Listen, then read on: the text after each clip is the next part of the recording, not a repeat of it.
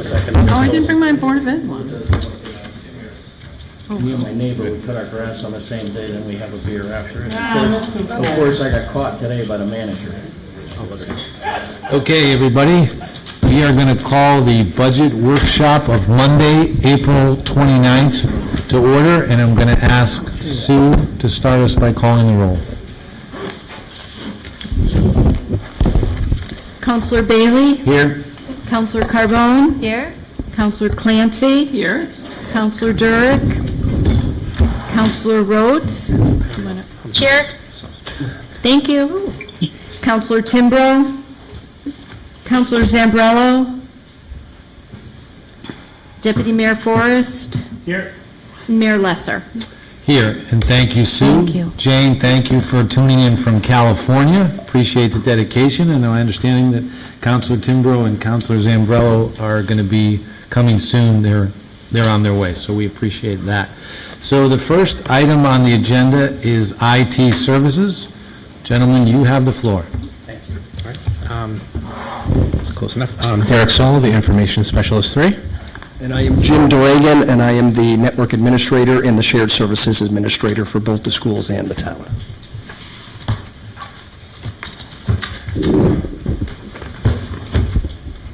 So we'll do a quick overview of the department. We're a department of 3 full-time employees, 1 part-time who works 20 hours.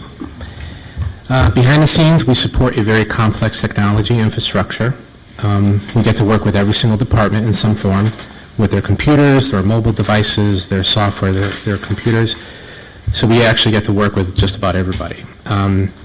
We've been working with the Board of Education as a shared IT service since 2017.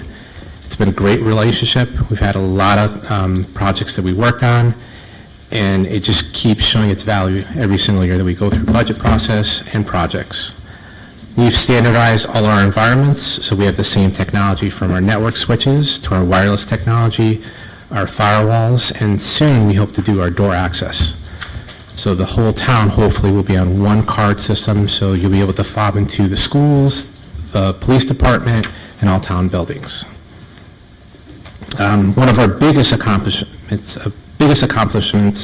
this past year was a phone system that we just implemented. It's a voice over IP, so the phone system rides over a computer network. You can unplug a phone anywhere in the town, plug it somewhere else, and your number checks in, and you're able to continue working. And that was a joint effort with the Board of Education, and it's been great ever since. The other things we're responsible: servers, all desktops, mobile phones, the computer network, cybersecurity, so that involves any type of training to let users know what they should and they shouldn't do when it comes to emails and visiting different websites. And we're also responsible for all surveillance cameras within the town and working with different vendors. So now for the budget itself, most of it stayed pretty static. We did have some increases when it came to benefits and salaries, but those were contractual. The other small increases were from existing support contracts with vendors and the cost of doing business just across all industries. It just went up a little bit in certain areas. 2 of the biggest items where we had an increase was Civic Plus and its 2 products, Code Enforcement and C-Click Fix. And Fred, you've been working on this, so I don't know if you can add any more details, the specifics, or? Just generally speaking, it's going to be able to provide all of our residents with quick mobile phone access to our departments. They'll be able to submit complaints if they see an issue, be it a pothole, be it trash, be it houses that aren't in compliance, high lawns. They'll be able to bring it up, take a picture of the offense that they have an issue with. It'll geolocate that, and they'll be able to select from a drop-down menu what the issue is or type it in, and then it will automatically be routed to the proper individual and department. They'll immediately receive an email back saying that their complaint's been received and an estimated time on when they'll get a return email message telling them about the resolution of the issue. It will also allow us to provide detailed metrics and tracking of what we're getting complaints on, where and how we are in our response time, so that we can come back to you all in the budget process in future years and say, look, we have, 50 complaints about tall grass that we just don't have the staff to get out there and deal with. We have to send out our folks to cut the grass if they don't respond, that kind of thing. But it allows us to use that data to better serve the citizens and give you all the information you need to make budgetary decisions later on. But more importantly, I think it really gives the citizens control over that process and to know that they're heard, their complaints received, and then they get immediate response and regular updates. Also has the functionality that if a staff member does not respond, so we determine what the response times will be, so they'll get the initial email, say, you will hear back from us within 48 hours or something, like 3 days, 4 days, whatever that is, whatever's appropriate depending on the complaint. If they don't receive that complaint, I'll get it, that response, I'll get an email saying such and such did not respond to the citizen within the time frame allotted. I was going to ask who is supposed to respond to that, and who determines the allotted amount of time? So we will determine that as part of the staff. We'll meet with staff and say, how long does it take generally to respond to a complaint? So we'll give a little buffer there, but So we, meaning department heads? Yes. plus you- Okay. Is it an app? yes, it's an app on your phone. And it covers everything from police issues like, speeding and noise and things like that as well, to physical services issues, to, things with minimum housing. So it covers the gambit, but it also allows us to make sure everything is routed to the proper department. So that's all going to be coming online very soon. We've got all the back-end work complete, so all the data sets are all set up. We imported all the data from our previous system, and we're getting ready to launch in the next few weeks, so. Very cool. The next biggest increase was the website redesign. That's something that's been asked for several years. Our current website has the same look and the same functions since 2012. So we've gone beyond the normal life cycle of 2 to 3 years, 2 to 5 years. So we're hopefully going to do that soon. We've already identified a vendor, and it should give us a lot more capabilities and work with different vendors and different products that we can kind of plug in. And we did have some small decreases in the budget, health insurance, GIS consulting, our engineering department, since they've added a lot of new employees, they've taken a lot of work in-house and they're doing it themselves. So that consulting fee has gone down. We haven't really used much. And then for CNEF, we had a request for door access, and Jim's going to go over that.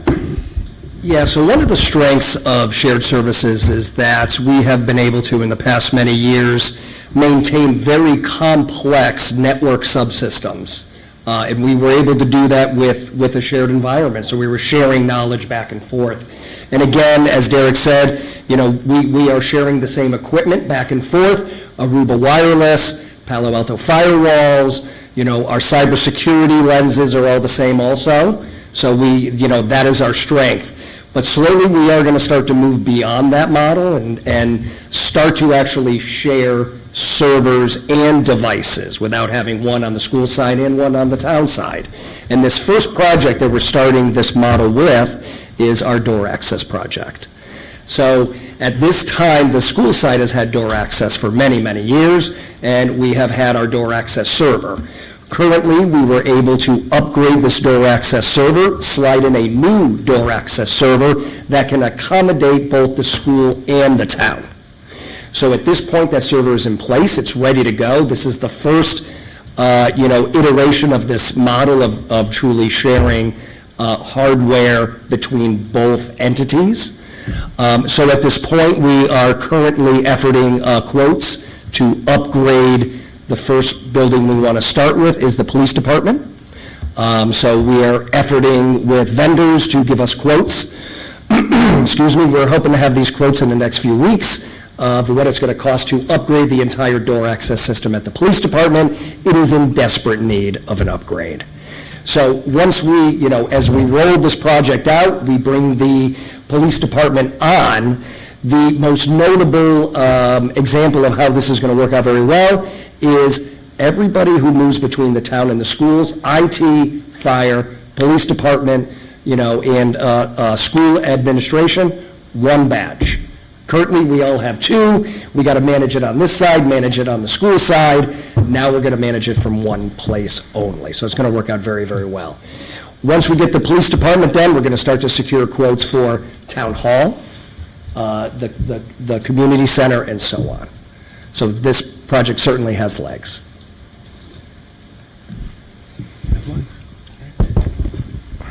And then one other project that was under finance is the Canon Print Management Program, and that's also another model that worked at the schools that we're applying here at the town.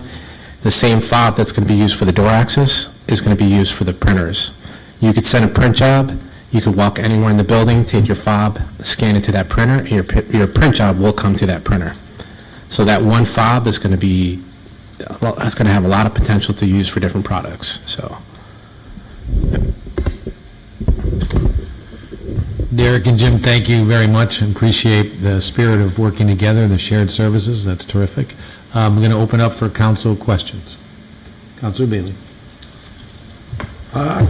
Excuse me, a couple of things. Are the PD and the FD in on this door system? If you're going to start, At the same time, or? well, no, have they been notified, and are they in favor of it? So the PD is absolutely, we have been working with the police department administration. Okay. They know about it, correct. As a matter of fact, they are in, they understand this and realize they need an upgrade desperately. Okay. But allowing access just seems to be an issue at times. Allowing, say that again, please? Just allowing, for the PD and the FD, just allowing access and everything, it just seems to be, I don't know, safety or Yes. whatever implementation, as long as they're in favor with it. Yeah, this is actually a much more secure system. We, my previous location, we had it in every single town building. Yeah. We can, through IT, control who has access to any building. It also allows us to tell, it gives us printouts of, who went into what door at what time. Okay. And it's tied to that. No, individual. I agree with it in So principle, I it's- do. yeah. I just want to make sure that the both chiefs are in knowledge and in favor of it. Absolutely, yes. Good enough. The 9,000 for the GIS, that's just because you don't use it as much? The consulting? Yeah, so Derek Greger has done a great job with engineering. He keeps bringing guys in, and they're doing a lot of work in-house. He could probably speak to that better, but they've, from what I understand, have used that consulting fee a lot less, because they're more capable, and they can actually do things in-house instead of going to Hartford for the help.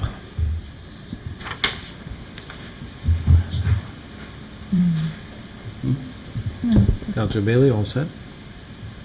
I had one more. Floor is yours. The IT server, does it include a cloud component? Where is that? Which part? Which server?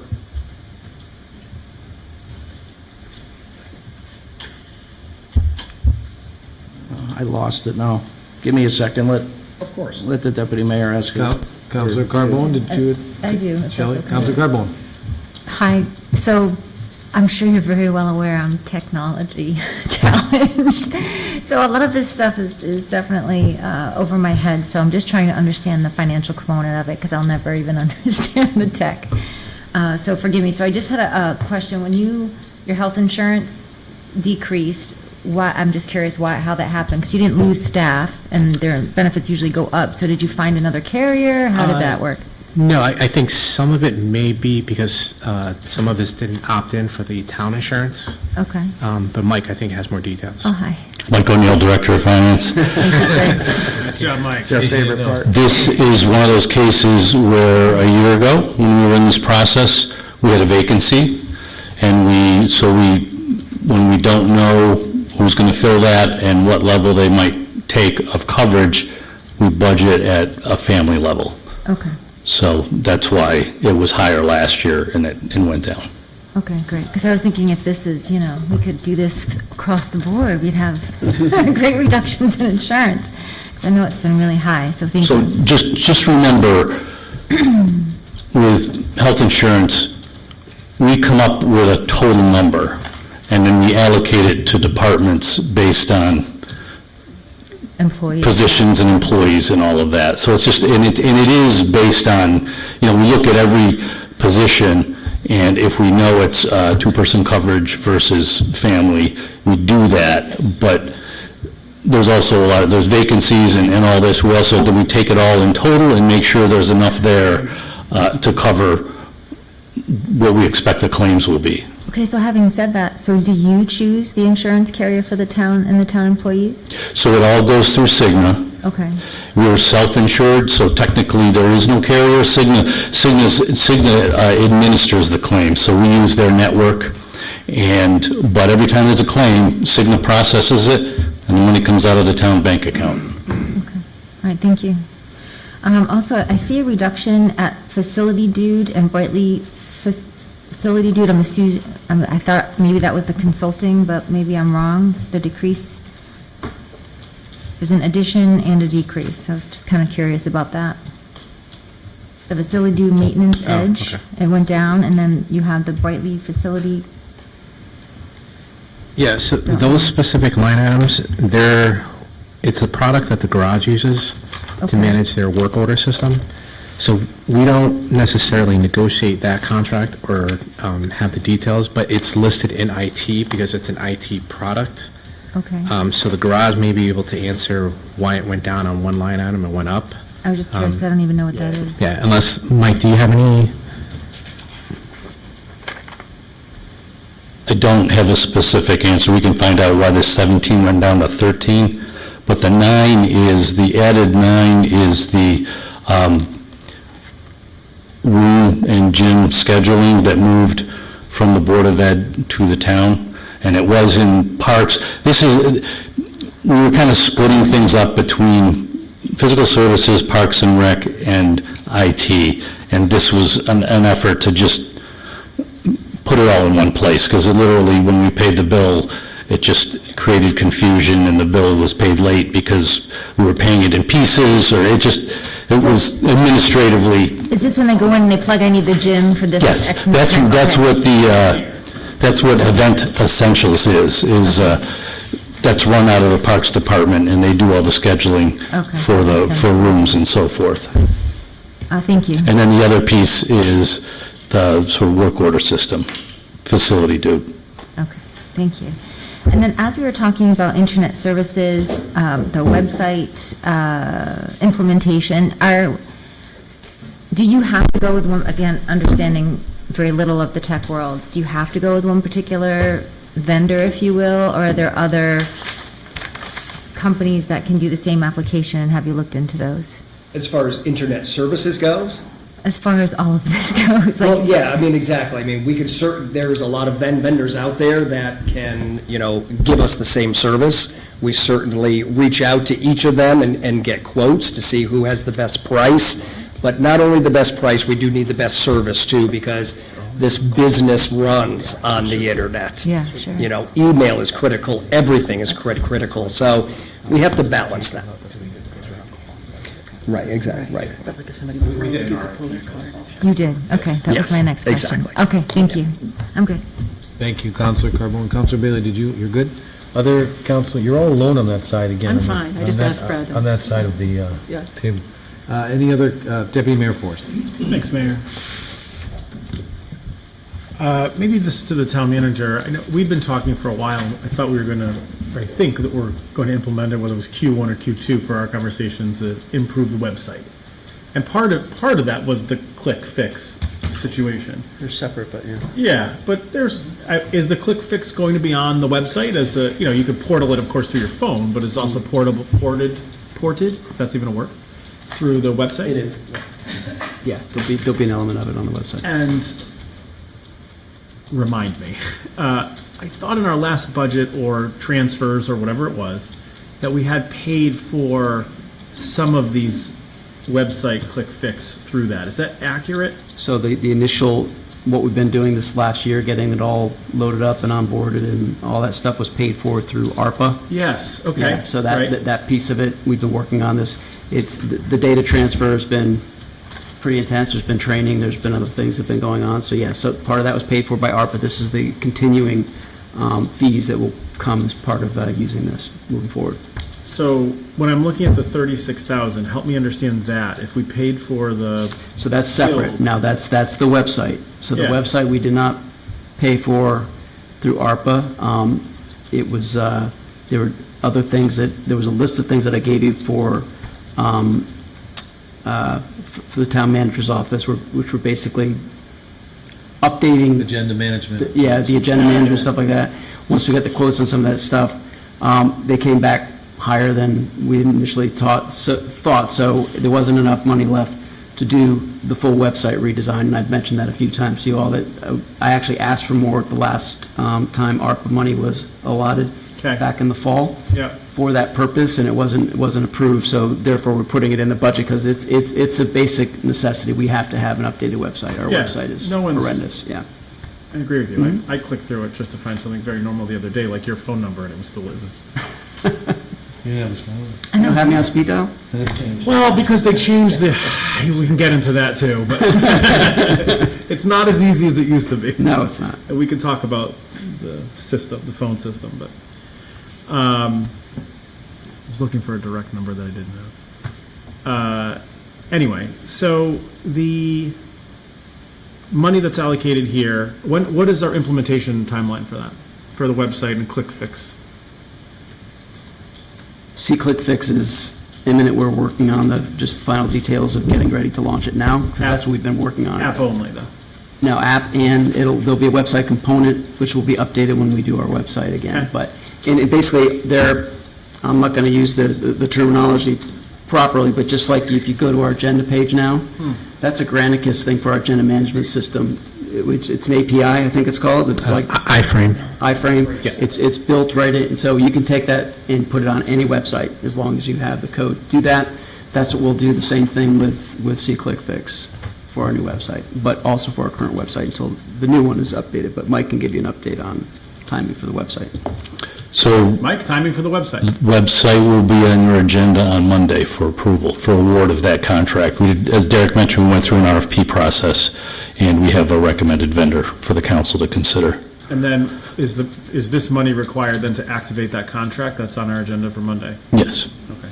Is this money already in the budget? We don't have, it's not an adjustment to the budget, it's considered part of the base budget that you presented to us? Yes.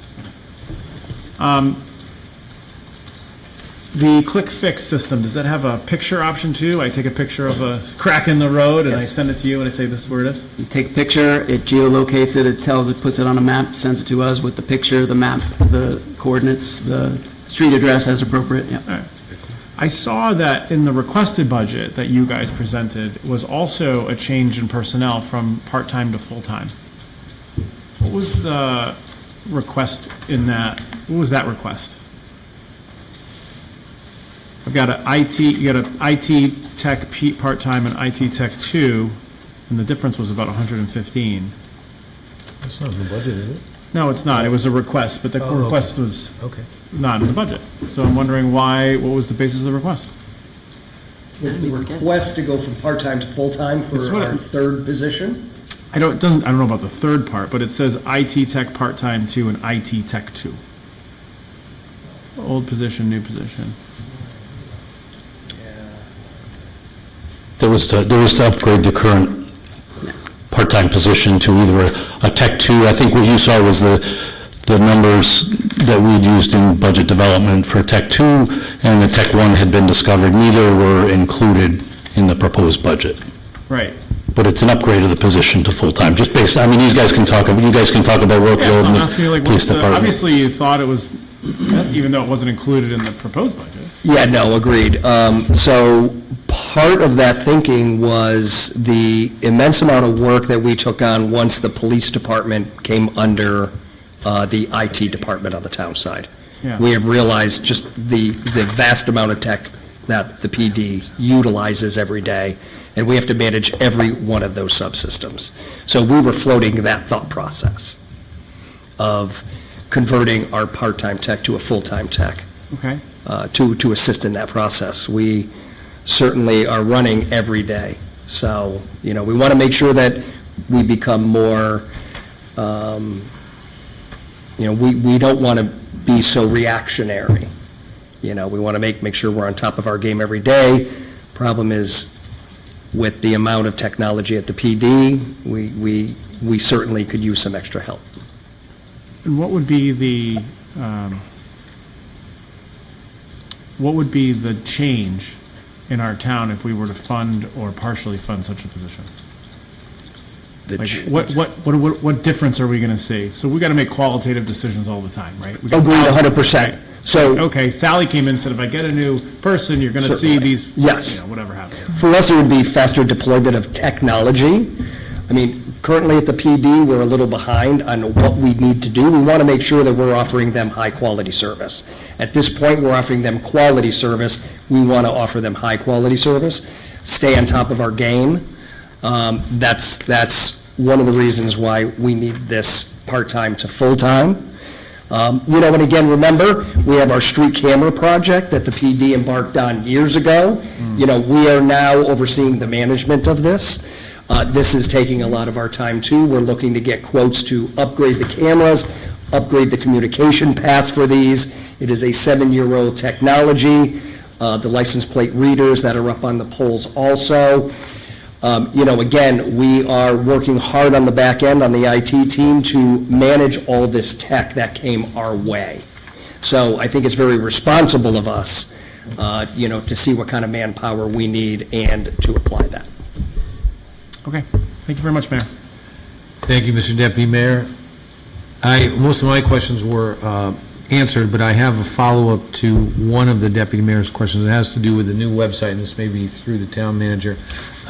If everything gets approved, what's the earliest we can have the new website, or what's the timeline? I get a lot of, I'm just going to be blunt here, complaints about the website, and when are you changing it? And I say we are in process to change it. So maybe, what is the likelihood that in 3 to 6 months we're going to have a new website? I think if it gets approved, it's very likely 3 to 6 months we'll have a new website. Yes. By year end, we should have a new website if everything gets approved. Yes. Good. Anybody else? Yeah, Councilor Carbone. I think, I just would like to clarify Councilor Forrest's comment. So you're not requesting part-time to full-time in this budget, is that correct? You're not? Okay, thank you. The department requested it, and then what you got from my proposed budget did So not it's include it. Your budget included Correct. this request, but not you? No, the the opposite. opposite. The The opposite. opposite. The department request included that making the part-time to full-time. My proposed budget did not. And what we have Oh, does I not. see. What we Okay, have thank So you. it's That's not- what- it's- thank it's you. not That's in what- this budget. It's not in the Okay. budget. Thank you. So it's correct that Okay. it does not. Correct. Yes. Anybody All else right, for IT? who's on first? Yes, I just have one more quick question. You have- I just feel like it's very expensive, $36,000 to do a website that we've partially already funded, correct? Did we partially fund it, we gave you something towards it, and then we didn't finish it? Not for the website, no. The website, the money there's been no money spent on the website at this No. point. And I guess I'm trying to understand where that cost comes from. Is it man-hours? Who's designing it? Is it, you have to pay a company certain? Yeah, you have to pay a company, and they have to do a complete mapping of all of our pages currently in existence. They have to look at what the traffic has been to the various pages, determine what's needed, what's not, do updates on all the pages if they haven't been. So it's a pretty involved process. They meet with every single department and go through what their needs are, and they try to eliminate, they have certain rules. They want people to be able to get to the information they want in so many clicks, and our website does not do that. So it's a pretty involved process. I thought, to be frank, I think this was the lowest bidder of the group Yeah, that we had. that was my next question. And so, and we had total of 10 or something like that proposals. Yes. And just to make clear, you'll see that there's 2 items there for the new website. Yes. The implementation of 36,000, that's one time. One time. That goes away. That's what Fred just described. It's go meeting with every department and all of that. The ongoing cost, and this was sort of the determining factor, this was the lowest. Their implementation was a little bit higher, but their annual fees were most reasonable for the vendors that we liked. And is that for like updating the website, making any changes? That's just because it's hosted on a server that they own. Correct. Said the 7,000? That's just to have it every year, and we maintain it, but they provide the infrastructure. It's all in a cloud on a server somewhere with this vendor.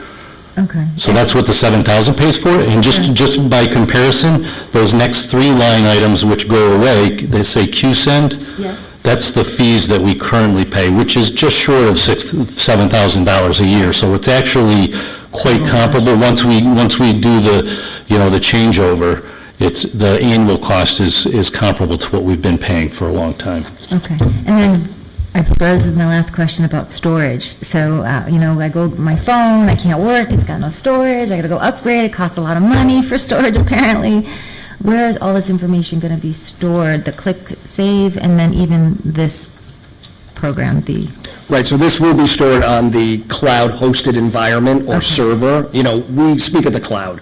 The cloud is nothing more than a physical server somewhere out on the internet. Okay. And it happens to be at their company headquarters, where they house all of their server environments. Keep in mind, too, that a lot of the costs of managing a website and what we're paying for is a lot of security around that website.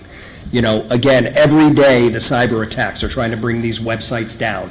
And again, we want to make sure we're going with a quality company that makes sure that they maintain the integrity of these back-end systems. So our website is always available at all times. perfect. And that's the same for the click save thing, we're being served on, everything will be saved on a cloud? Yes, Perfect. Yep. Thank you. yes. Do you have your hand up? Deputy Mayor Forrest. Just a quick follow-up on that. Does Kerma have, or do we have separately, a cybersecurity insurance policy? And, does it cover getting ransomed and all that stuff? And To a point, but I think Mike can speak more. Kerma has some It coverage. was easy, but now this is a little different world. We have a separate cybersecurity policy. We share that cost of that. We split it with the board. It covers all of our infrastructure on both sides, and it's for precisely what you're thinking of, I think, which is, there's a lot of risk management services that come with it to help us prepare, but it's to pay for, the legal costs and the IT type costs to deal with an event. Thank you. Any further council questions? Okay. Derek and Jim, thank you. Appreciate it. Thank you. Thank you. Thanks for all you do. We are going to go to engineering now. Derek, thank you for coming back. As you might remember, councilors and the public, we had engineering here last Wednesday, and we were running up against the clock. There was another meeting coming in here. We did get a chance to ask Derek some questions. Appreciate you coming back. It's just to see if councilors have further questions or if Derek has any updates. Hopefully, this will be rather quick, and then we'll go to the Board of Ed. So, Derek, first, do you have any updates that you want to talk about? Then councilors can ask questions as follow-up from last week. Sure. So, Derek. Okay. Derek Greger, Town Engineer. I'm representing the Engineering Department tonight. One thing that we were discussing last week when we wrapped up was there were some questions regarding the Sidewalk Assistance Program, as far as statistics and how that was working.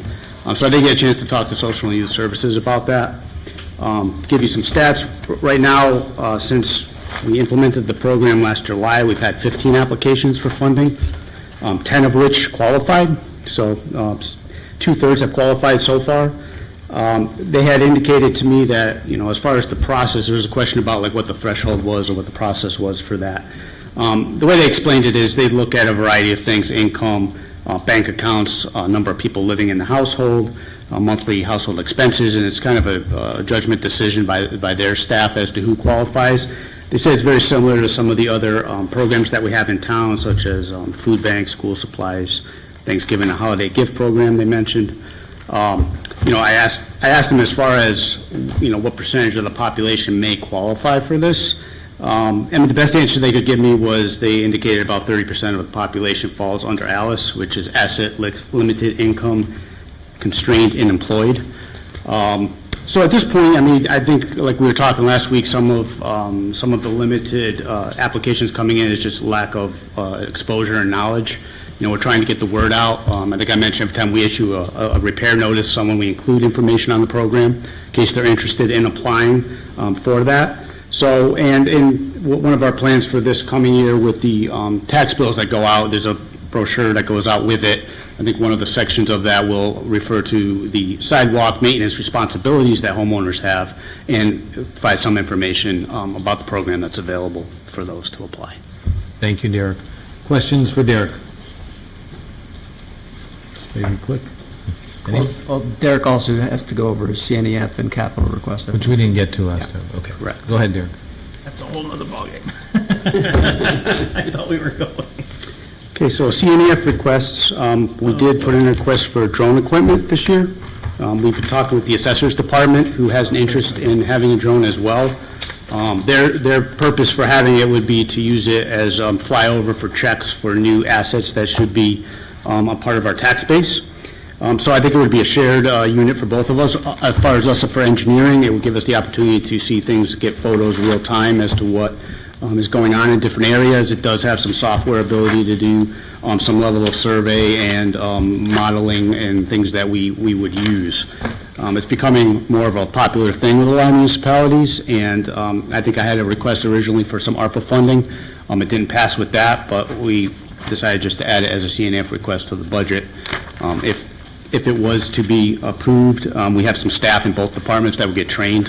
You have to get a pilot's license to be able to operate the equipment, so we'd have probably a couple people from each department have that and be available to do it when needed.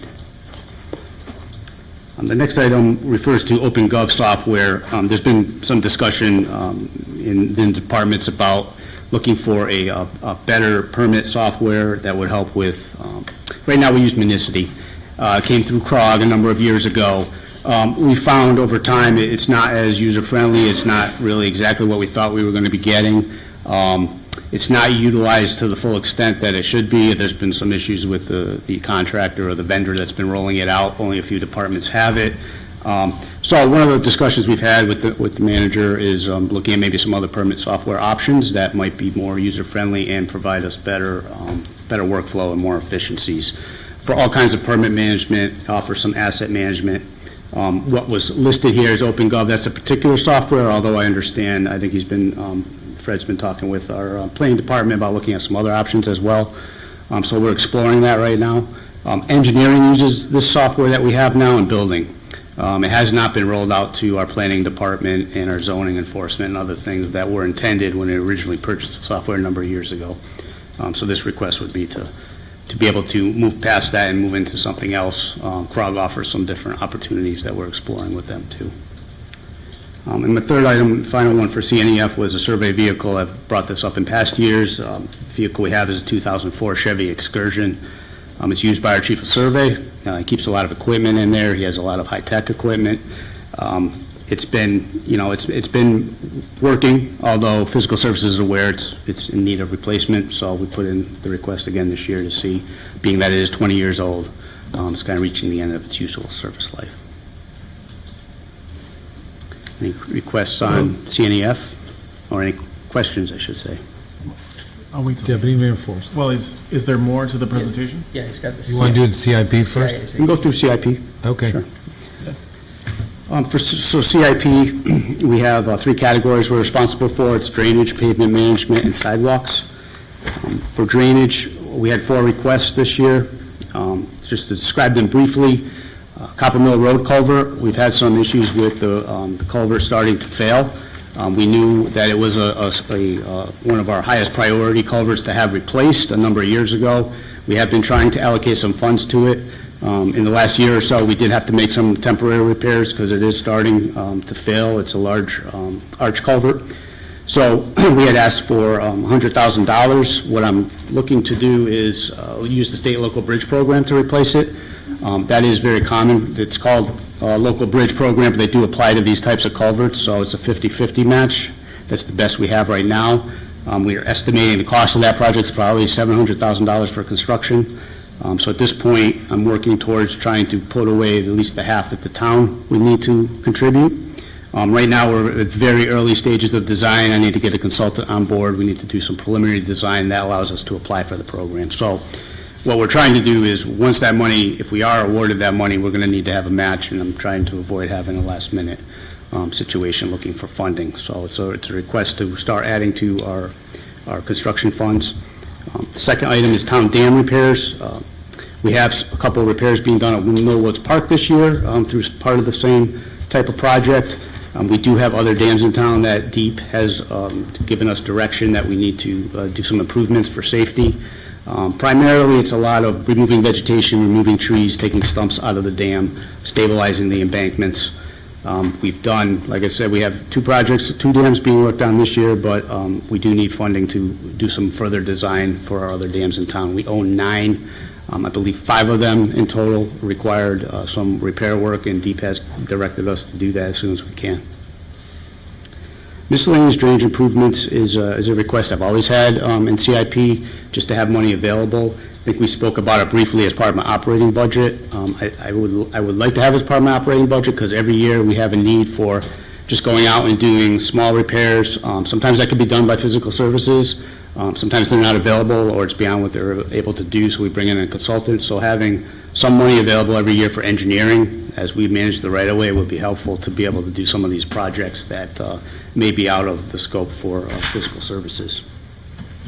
The last item for drainage was watershed management study, $60,000. That came up because our last town-wide study was done in 1995. We identified a number of projects, somewhere around 65 projects at the time.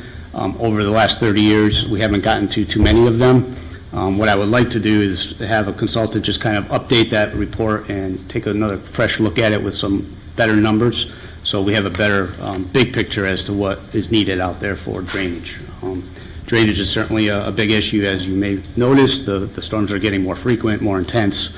We're having problems all over town, so it would be a good time to kind of update that and start planning ahead. Moving on to pavement management, there's a number of items there. Straddle Hill area settlement is one neighborhood we've had a lot of problems with settlement over the sanitary sewers and the storm sewers. It's a long, complicated project. I don't want to get into too much of the detail because it'll bore you, but in general, what we're looking to is to get some money to start construction. I get a lot of complaints from the neighborhood. It's been in bad shape for a long time. These are very isolated issues. It doesn't appear it's related to our pipe work, so we have had some design done. We just need to start construction, and most of that construction is going to be drainage improvements, under drains, and other things of that nature. I would like to start it. This money would help be some seed money to at least get a phase 1 of the project done, so we can show some progress to the neighbors and come back with the future phases. We need to get the drainage addressed before we can get into paving the roads, which they are in need of it, very, very much so. Guide rail improvements, this is a request to have some capital available. I do have an item in my operating budget for that, which is more maintenance. This is really to go to areas that we've had deficient guide rail and do wholesale replacement where it's needed. We estimate we need about $300,000, so this is a $75,000 will allow me to do a few areas at least to get started on that project. Cove Road improvements, that's just a small access road off the north side of the Cove parking lot. It runs beneath I-91 over to the Connecticut River. It's been there for a number of years. There's some significant erosion right underneath I-91 and where there appears and abutments come down, which over time is getting to be concerned. We don't want to undermine the bridge. It is the town's responsibility, even though it is state right-of-way. That was an agreement made many years ago, so looking for some funding. I think that's a $150,000 project. I'm looking to fund it over a couple of years so we can do a design and get the repairs done. Town and school, next item was Old Weathersfield parking lot reconstruction expansion. That's just a request for $100,000 to have matching funds available. We've all talked a lot about the parking needs down in Old Weathersfield. When funding does come available, there's often a match required, so this was a request to have some funding available for that when those opportunities do come up. Town and school parking lot improvements is specific to our school lots and our town building lots. A couple years ago, we did have a consultant evaluate all of them when they did our road evaluations, as we normally do. We have probably in the vicinity of $1.8 million worth of work to do on all those lots, so this would be really $150,000 would allow us to start 1 or 2 lots depending on which lots we choose. But we would like to start working on that because they are in need of it as well. And then the final item, parking lot reconstruction at 581 through 601 Silas Dean Highway. is related to the Board of Ed's use of part of the parking lot at Christ the King Church down the street. There has been an agreement in place with the town and them for a number of years. We have, for quite a while, we're responsible for a portion of the lot as far as maintenance operations. The lot does need to be reconstructed. They've approached us and asked us to contribute a portion of it. We have updated that agreement with new percentages as to who's responsible for what, but this is really something that I expect they're going to be in construction in 2025, so we're starting to put some of the money away towards that we're going to have to contribute, which is a small percentage of the project, but we have a small percentage of the lot that's used by Celestine Middle School. And the final item, which is not on the memorandum, is just sidewalks. I had 2 items in that request. One was stone sidewalk repairs. We have had conversations about the stone walks around town, particularly in Old Weathersfield, the slate walks that crack and break. I think there's going to be some more discussions with council as to how you'd like to address that. One of the decisions to make is those are very expensive compared to a normal sidewalk, which maybe is around $15 a square foot to have a contractor come in and replace. Those can be up to $75, $80 a square foot, so it's much more expensive if we want to keep that same type of material.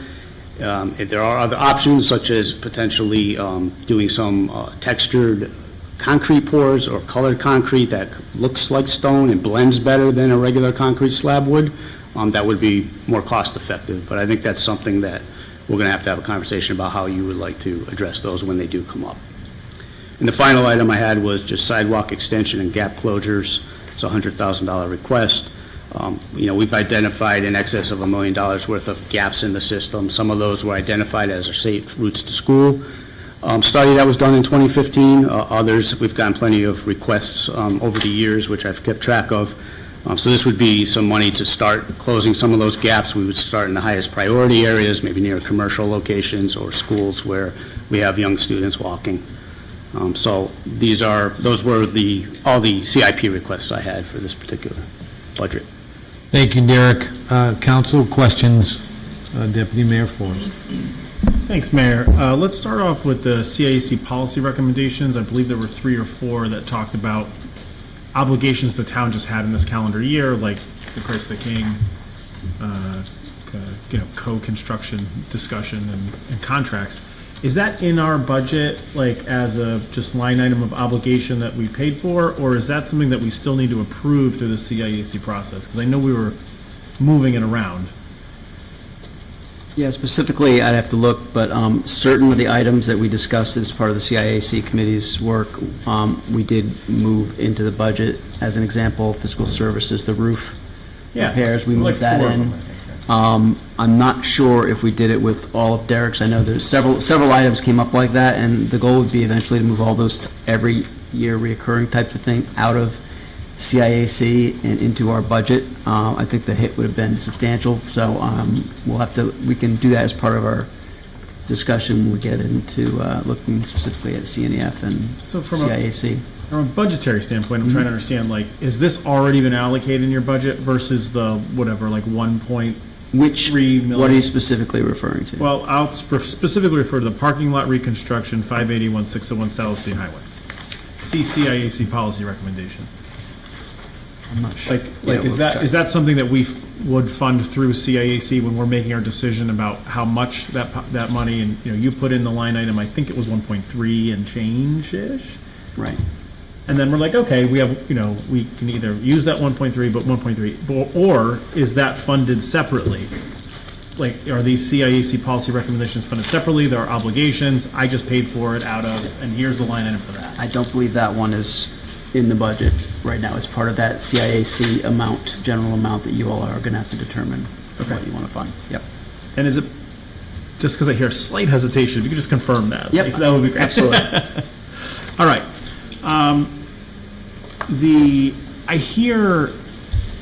I hear what the line item does, but if we're talking about, I don't know how to say this otherwise, the business case for it. So I hear that the drone equipment, software and training can do this, it can do that, it can do this.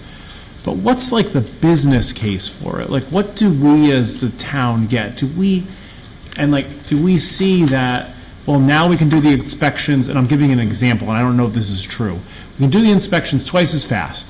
So that means that I have an extra 5 hours a week for my people to do this. So now, if we want to get the drones, aside from having, Weathersfield can say it has a drone, we can look forward to an extra 5 hours of sidewalk inspection, 5 hours more to design roads, and you're going to see more roads being paved. Like, what do we get? What's the business case for that? And I can work my way down, whether it's the survey vehicle, the open government software, and the drone equipment and CNEF. I would say for the drone, the biggest benefit would probably be for the assessor's office to be able to perform checks where they feel it's necessary, and that would bring in more tax dollars for the town when there are changes that they need to verify, and that would be a quick and easy way for them to do it. For engineering, it's hard for me to say that case would apply because I still need a pilot to fly it, who otherwise could be doing inspections. Although I would say, I think for a lot of our grant applications we do, it would give us the most real-time information and put together better application packages that would be easier to sell and therefore bring money into town that way. So those are the two things that come to mind initially for the two departments that would be using it. And has any sort of evaluation been done about what the town would benefit from that? So I'm like, hey, this sounds great. Can I change the assessor's on the line item that we have for assessing, or your line item, or like when we talk about trucks and stuff, and you pointed out, I think maybe with the inspection that we were, what was it, Rich, like Hubble, or maybe that was physical services. We were renting a truck, right? And we said, hey, well, if we buy the truck, we don't have to rent the truck, and you can reduce that amount by, the electrician's truck, right? By $35,000. So I'm like, okay, we spend this much, but I can see the benefit here, and we make those adjustments. So I'm looking for like that business case a little bit for these, so. Yeah, I mean, with regard to the survey vehicle, it's just an aging vehicle. I mean, it is used and we use it. It does go in the shop periodically. When it does, we have other vehicles we'll transfer equipment to and use. It's just a matter of replacing the inventory when it's needed. That truck, it goes into construction sites, it goes off-road into areas where we need down by the meadows and survey, so we do need a vehicle that's reliable. And then how about the open government software? I think that's for the $85,000? maybe a discussion, maybe Fred can offer some, this involves multiple departments, not just engineering, but. This is more an efficiency thing, more than anything else. It'll definitely save staff time. It'll allow applicants to submit all of their materials electronically, whereas they can't do that now with these departments. They're still bringing in reams of plans and going through that. It's more of an efficiency thing. I can't give you a price tag on it. These are just basic, things that most communities have at this point, and there's also about doing business that also helps on the applicant side. Developers, they expect that we can do all this stuff electronically, and we're not there yet in a lot of areas, and that's why we've been going through the process of updating our systems, because we're very much behind. Into the new door system? Not that one, no. Good question. Deputy Mayor? Now, moving on to Straddle Hill. I talk to almost everybody on, Straddle Hill, Silo, et cetera, right? So my understanding is that the major issue from a drainage standpoint is down at the bottom of Straddle Hill where it comes close to Willow Street. Is that generally accurate? And that's $1,000 to sort of redesign whatever's going on down there in that aquifer, for lack of a better term? Yeah, the worst area we had was at the south end of Straddle Hill. We did do a small repair area because it had gotten so bad we just couldn't wait any longer. Based on all the studies we've done to date, they've done groundwater monitoring, we've done CCTV. You said south end, did you mean east end? I'm sorry, yes. East end of The Straddle. low end, which would be the east end. The near low Willow end, yeah, I Street. get it, right, okay. We did spend about $75,000 to do a repair in that area. It's Yeah. held up pretty well, and I think that's the type of repair we'll apply to the rest of the road. We do think it's high groundwater and fluctuations in the groundwater that has changed a lot in recent years that is contributing to this. Yeah. Because the pipe systems, both ours and MDC's, we have not been able to identify any issues with the structural integrity of the pipe system. So I guess what I'm thinking is that, like, if we think that there's a major aspect that's just breaking down consistently because of various issues, can the rest of the road be paved? Like, when you go higher up on the hill, like, do we have high water tables, like when you're up at the top versus the bottom? Or is it the bottom that's the key? And we can still take care of some derogatory terms that are made at the end of when you walk and talk to the people on the street, but a very, very poor street, and if not really more extensively a neighborhood, because there's more than one. There's all the side streets that come off of that. Yeah, I would say the upper or west end of this neighborhood is not as bad. It's certainly, based on our design that's been done, I think that's the area that probably doesn't need a lot of this, I think, but it's not too far as you start coming down the hill that we have it. So I would say probably 75-80% of the neighborhood does have these types of issues we need to address. It's possible that we could focus on just an upper phase of the project and then work our way down. We'll make those judgments once we have, what we know we have for funding, and then we can schedule accordingly. What is the anticipated correction here? If it's not I&I, right, what is it? It's a high, what do you do? Primarily, it's two things. It's going to be under drain systems to shed the water away from the subgrade of the road, Yeah. Which we think is a contributing factor, as well as putting in geotextile grid and strengthening fabric over the areas that we've had settlement, which is what we did in that lower area of Straddle Hill, which seems to have held up well. So it's really a combination of getting the water away and adding some structural stability to the base where we have problems. Now, you asked here for $100,000. What does that do? What's the use case there? Like, okay, 100,000. Well, I think I have around 100,000 available now from previous requests, so a $200,000 project would allow us, I probably, and to your point, maybe we could look at doing some paving too. I would like to get the drainage work done, because I think once we get the drainage work done, I think that's going to stabilize the road at least. Because what we have now is we go out, we repair it, a few weeks later, we get a call, it's settling again, and it's been going on for years. Right. So I would focus on the drainage first. That's the big cost. I could do the road work as part of our regular paving programs, but the drainage is such a cost, I don't want to try and pay for all that out of the road fund, so that's why I'm trying to get capital funds for that What's portion. the drainage cost for the neighborhood? You Not know, the paving. other side, yeah. It's in the $500,000 range. Okay. And that was where I thought we might be when we first had this come up. Yeah. So I'm working towards getting that as quickly as I can. So to really do it, we need about $500,000. Correct. And this is just between we have 100,000, and this would get us to 200,000. Yeah, I think we can, like I said, phase it, so we'll get a phase done and at least show some progress up there, because the neighbors have been Is that waiting. like you're chopping up like another 300 feet, and like we're gonna go 300 feet at a time? Because I mean, I can understand the frustration, like, let's just do this. If we're gonna, like, I'm a problem solver up here. That's not news to anybody here. Yeah, I would prefer to do it all at once. I don't So think I you would cut the go. road, and then this, and then there's still junky road, and we'd go like that? That's sort of the idea. Well, I mean, we'd have to decide. I think what I probably would do is take a segment of the road that's in bad shape, do as much of the drainage as I can, Right. and if I can schedule, the road reconstruction for that area as part of it, I would do it at the same time or thereafter, so we don't leave it in a poor condition for an extensive amount of time while I get the remaining funds.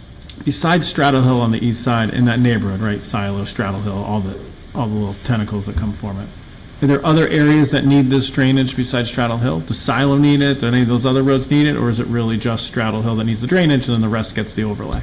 Really, Silo Drive is the worst. Haystack and Silo. Hayrake are the small cul-de-sacs off of it. Yeah. Those are the worst areas. Straddle Hill does have some problems. We addressed the worst area already. So there are some other areas of the neighborhood, but those on the south side of the neighborhood are the worst. So when you say here Straddle Hill area settlement, that includes Silo and that Yeah, we've neighborhood area. referred to the project as Straddle Hill area, but it includes all the roads up there. Understood. Thank you very much. Thank you, Mr. Deputy Mayor. Further council questions? Councilor Carbone? Hi, thanks for coming back and doing this. We had physical services presentation, and she talked very highly about you and how you guys work really well together, and all the departments really, and I think that's wonderful. But she talked a lot about them doing drainage repairs, and it said actually on our presentation, works with engineering on catch basin repair and replacements. They do road and drainage repairs on 104.6 miles. So are these, I'm trying to understand the numbers.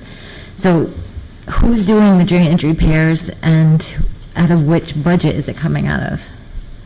Yeah, so we've been, I think with the addition of some staff at Physical Services, we've been working with them more. Okay. So for our paving programs, they've been replacing catch basin tops, doing other types of concrete work such as ramps and things of that nature. So there has been more of that. This type of project, I would have to ask Physical. So we always ask, when we have a project, we say, is this something you guys want to do, can do? Anytime they can, it's going to be more cost effective. Yeah. A project of this size is pretty large, so I'm not sure. I have to talk with them if this is something they'd want to tackle. They do a lot of that work with us. This type of a request is really to get a contractor in so we can get a lot of work done in a short amount of time without taking resources away from other tasks that they're doing. Got it, so this is for contractor, okay, all right, thank you. Counselor Carbone? All I'm set? good, yes, thank you. Any other council comments, questions? Seeing none, Derek, thank you very much. We will now have the Board of Ed come up. Michael, actually, everyone's welcome. Bobby, Janice, Matt, Liz, Marjorie, if you all want to come up, I mean, thank you all for coming. You might as well all come up to the table. We have 4 Board of Ed members here. Yeah, Education, it's just come like on one up. flat number. Maybe bring up a couple. Give me the number. Oh, shoot. Coffee, I forgot the Danish. Board of Education. Is it Michael? And you're our last one for the evening. So, thank you for being here. I know Michael and Matt and board members, Michael, you've presented a couple times to us, and we thank you. So I don't know if you have any updates before we open it up to council questions. So, Michael, I'll turn it to you. Yeah, thank you, Mr. Mayor. Good evening, everyone. Nice to be here with you this evening. At this point in time, as you know, the Board of Education brought forward a budget that called for an increase of 6.5% over the current operating budget. With regard to the 6.5% increase, this does unfortunately result in reductions in staff. We would be looking at the reduction of 7 of our math interventionists that are currently grant funded. In addition to that, we had been looking to expand our preschool, to add a preschool section that would have encompassed a preschool teacher, a speech-language pathologist, and 3 paraeducators. That is currently not in the budget. And our contract with Effective School Solutions at the elementary level, which provided additional clinical support for our elementary schools and our students in need, that contract will be ending. So we were looking to add a social worker to be funded at the elementary level. That is not included in the operating budget either at the 6.5%. Obviously, I think for us right now at this point in time, we have taken the necessary reductions we could with regard to all of our material costs. Obviously, with inflation, we've talked about that when I was here before you in March, and again in April. Inflation certainly has not gone down. The cost of materials continues to rise. We've seen that. In addition to that, we're currently in the process of negotiating 2 union contracts. We will have a union contract next year. It will be the teachers to negotiate. So again, with legal costs, it's not an area we feel we can reduce any further at this point in time. I think the other piece right now, the Board of Education, at the behest of the town, was carrying a health insurance increase of 12%. I know that the town budget on April 15th is at 10%, so I'm understanding that there may be a delta there. At the state level, I will say that this Board of Education has done yeoman's work in keeping connected with our state representatives. Mr. Mayor, along with Chairwoman Granato and myself, were up with the kid mayors and the kid chairs last Wednesday. We actually saw all 4 of our state reps, and we've been adamant about making sure that we get adequate funding. So we have 2 deltas at the state level. Number 1, of course, is the magnet school tuition. Right now, at this point in time, we had been budgeting a 58% cap. With the governor's proposed budget adjustment, that cap has been eliminated. So for us, that's a cost of about $414,000. And then the other piece is the excess cost for students with special needs. We had budgeted with the state formula 88%. And then the state came forward this year with a reimbursement rate of 70%. We have budgeted 70% for next year. We have an independent analyst through CAPS, the Connecticut Association of Public School Superintendents, that did a recent analysis, and she's projecting next year a reimbursement rate of 67%, slightly less than 70. So it's something we're going to have to obviously take a look at. So at this point in time, that's kind of where we're at. I'd be happy to answer any questions that you may have. Thank you, Michael. Before we open it up to the Counselors, any board members or Matt, anybody have a comment or something about the budget? And if not, we'll open it up. Bobby, no, all good? Okay, so, and we've had a chance to review the budget, and Michael's been in a couple times, but per our process, we also have you all come in at this point. Any questions on the Board of Ed budget tonight? Are you raising your hand or just laughing? No, I just like, it's the biggest part of our budget. We just spent, 25 minutes with the engineering, and I feel like there's like 2 hours of questions possible. 52% of our budget. Yeah, right. 65 million. It was it's so important that it was just a laugh of, its importance. There's almost not enough time in my life to ask the number of questions that are probably required, but. Do you have any at this time? Somebody's got Frame. Do you have any, are you raising your hand? Not right now. Not right now. I'm Okay. gonna listen to others. Sorry. Any Sorry counsel? for the- No, it's, humor is good. Any questions of counselors? I can't. Good God, I got one. I got one about last year. Council Again, Bill. I know there was thank you, Mr. Mayor. I know there was a big argument about not being funded with everything that you wanted last year.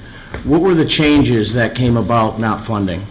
So one of the big issues that we had last year, Rich, with regard to not getting funded where we needed to be, was we were looking to get the 5-year commitment to Go Math, which is a new math program. what? Go Math. Go Math? New math program, yeah, and we were looking for the 5-year commitment. That 5-year commitment we were not able to get, so we're buying it year over year, so I think we got a 2-year commitment. What's in the budget, Matt, for the upcoming year for Go Math? I think it's about 125 in total. All right, so that's one of the things that we were looking at to reduce the cost. In addition to that, coming up in the upcoming budget that we have budgeted is, again, a state mandate. It's the K-3 reading program, the science of reading. The last Board of Education meeting, we had a team of teachers and administrators come forward. We have selected a compendium, a group of programs for K-3. So that is also contained in the operating budget. We are going to utilize a state grant. It's a one-time grant for us. It'll be about $126,000 to offset the cost. But we do anticipate, I think the 3-year cost was about $512,000 total. So we'll offset some of the cost for year one with the grant, but already for next year, we're going to be looking at about $206,000. So Year one is the current school year or next? Or starting in next year, September? Rich. Starting. Next right. year, yep. I know, and I'm sorry, you said the preschool program that a state mandate that we have to put in place? No, it's the science of reading. It's the K-3 reading program. The state Okay. requires that districts have a state-approved reading program. Okay, that you don't have now, you don't have a We state don't approved have. reading. We've just adopted it, and we'll be implementing it next year. So this is brand new, okay. Counselor Bailey? Sorry, I didn't mean to interject, I was just trying to understand the answer. Shelley, Counselor Gaboni, still Can have- I just address what you were talking about? In education, and I've been in this for so many decades now, once we lose things, once things don't come to us that have been in our budget, they're gone forever. And I could give you the list. It goes everything from the gifted and talented programs to pairs in classrooms. And once we lose them, we never get them back. And people have to realize, you go by these schools as you drive by, and they look like these peaceful little environments, and they are inside. But we're losing the battle, and our teachers are frustrated for many reasons, but one of them is that we can't support them. When I talk to the teachers, I'll say, what's causing the stresses? And they say it's not all the things on their plate, it's the fact they don't have any support. And by that support, I mean these people who have been cut. We're talking about losing 7 math interventionalists. Our children have suffered after COVID. There's no way around it. Math seems to have gotten hit more than reading, which surprised all of us. So we use these people, and now they're gone. So that's what is causing the stressors in teachers, and as I said early on, once we lose something, we don't get it back. And Weathersfield keeps going down in our DIRG, which is comparing us to other school systems just like us. We used to be like 10th or 11th, and now we're like 19th. It's not something we should be proud of. So this is what's going on beneath the facade that looks like it's all working. How long have you had the math tutors? A year, 2 years. How many? Well, tutor, whatever. How long have you had the interventionalists or whatever they're, the tutors? Yeah, math interventionists have been in place for 3 years, Rich. This is the third year for the math interventionists. So Okay. it's a grant-funded position. It was something we were looking to do in the past, but we couldn't support it. We have There's some reading, ARPA money, right? we have reading consultants. Yes. Yeah, definitely ARPA money. So we have reading consultants and we have curriculum specialists. So losing the math interventionists will shift all of that math work down to the curriculum specialists specifically. Where it was forever until COVID. Exactly correct. And now, again, with the state mandates, the new reading program, that has to, we have to support staff in that. That's something new. They have to learn it. We are year one in Go Math. I've been very pleased with what I've seen thus far, but again, there's support there. In addition to the support that our math interventionists provide our teachers, they also do small group instruction for our students. So when we assess our students and they're dealing with gaps, what ends up happening is they take small groups and provide the instruction. And it's a step beyond a tutor. Typically speaking, what happens with our tutors, they're not always certified. Our math interventionists are certified. They have a great deal of experience in providing small group instruction. So the other piece, too, you had mentioned about the last year and some of the reductions. One of the things that we were looking to get in last year's budget was additional social work support as well as additional special education support. Right now, our prevalence rate, as I mentioned back in March, is right around 16%. It's the highest we've ever seen it. And again, our caseloads, specifically at the elementary level, end up being quite large. So I have special ed teachers that are running a caseload of about 28 kids. I think the other factor that we deal with here is we have added positions at the expense of something else. So let me give you an example. Last year at the high school, we saw a rather large increase in the number of students we had in our ALS program, Adaptive Living Skills. So these are kids that need supports with daily living skills. And rather than hiring a new special education teacher, we reallocated an existing reading consultant position from the middle school to cover that special ed teacher. So right now, I'm currently where I used to have 2 reading consultants at the middle school. I'm down to 1. Can you take the microphone, Janice, because we can probably hear you, but we also want the public to hear. Just a quick correction. On TV. It's illustrative math. We've gotten rid of Go Math. That has gone away. Go Math has gone away. Let me go math. You know why I'm talking go math? Because I remember last year. Yeah. Last year, you wanted me to buy the intellectual property. It's illustrative math in the thinking classroom, so. Thank you, Michael. Thank you, Janice. Thank you, Janice. Good. Much appreciated. Well, Brianna. Further questions of the Board of Ed and Board of Ed's budget? Deputy Mayor Forrest. So, I have to think that ECS and magnet school tuition caps were the big topics when you guys were at the Capitol just yesterday, a couple days ago, whatever it was. What did our legislative delegation say about what's going to happen so we can help budget for that? Well, right now, at this point in time, the feeling is that nothing is going to move with excess cost. So excess cost is going to continue to be funded where it was. There'll be no additional funding coming there. I think at this point in time, the question that the legislators have are based on whether or not they act on the governor's proposed budget, or if they don't take any action on it and nothing happens and it moves forward as it was. And if they don't take any action on it, that, which one does that affect, the magnet school tuition cap or the ECS? I forgot. That would, potentially, it would impact the magnet school tuition. It would stay at 70? It would keep, no, the magnet school tuition cap is a 58% cap. So for us, the delta there is $414,000. I don't see the excess cost number changing, so what ended up happening with excess cost, and the reason why that 88% didn't work, was that they budgeted on that specific line item at the state level about $150 million less than what districts across the state of Connecticut required. By law, what ends up happening is the state then proportionally decreases the percentage of reimbursement. So we saw our number go down to 70%, and then everybody else that was at that 88% mark saw that like reduction. So I don't get the sense that the legislature will do anything with excess cost.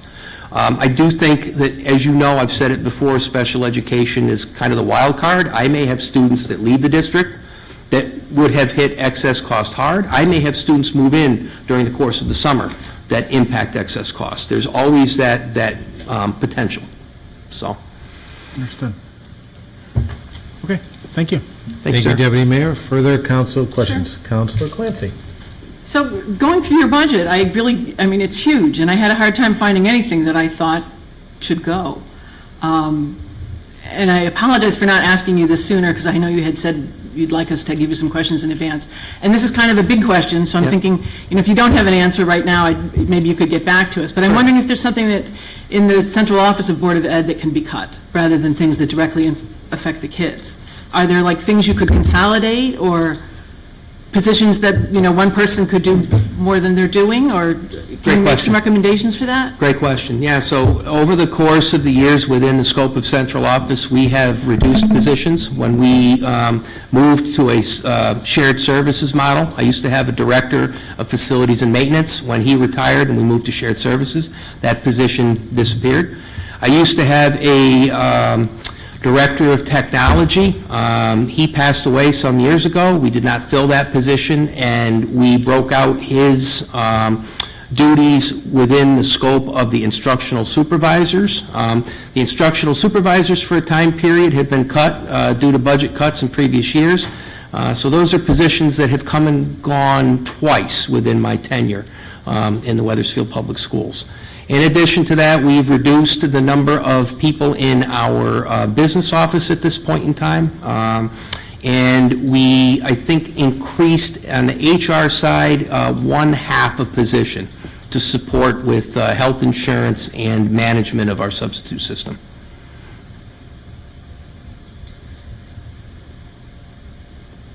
Councilor Clancy.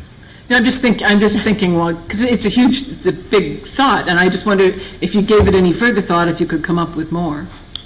I think at this point in time, with the size of this district, I don't see us being able to come up with any more at this juncture. We have one assistant superintendent, we have one HR director, we have one business manager, we have a director of special services. I have 2 instructional supervisors for special education that oversee student programs. I have an instructional supervisor for K-6, and I have an instructional supervisor for 7 through 12. I have no content area administrators whatsoever, so I don't have anybody in the arts. So it's kind of those 2 individuals cover all of the arts at this point in time. So again, it's always something we can take a look at, but I don't think at this point in time we are really top-heavy in our district. So thank you for the question. Thank you. Can you speak to other towns or districts that have larger central offices, like what we don't have? I don't know if you can speak to that, like how we are actually really kind of a skeleton crew. Yeah, well, again, Compared to others. yeah, I think the issue for us is within the scope of the curriculum office, the instructional supervisor. So, you can go across the river and you have an instructional supervisor for music. You have an instructional supervisor for phys ed. Here in our district, I don't have an athletic director that's an athletic director alone. He splits, he does 2. He's an athletic director and an assistant principal. So, he deals with student discipline issues at the same time coordinating the schedules for all of our athletic teams. I think, the other piece too is I'd like to see assistant principals at the elementary level. We don't have assistant principals at the elementary level. And I was looking at a school down in Darien, and it was a school of about 350 kids. It had a principal and 2 assistant principals. There are 350 kids in an elementary school. I've got 2 schools that are north of 400. Highcrest pushing 500. It's one principal and that's it. So, and that principal is dealing with discipline, curricular issues, overseeing evaluations, running PPT meetings, dealing with building issues, supporting parents. So I don't see a lot of extra stuff in the way of administration at this point in time, so.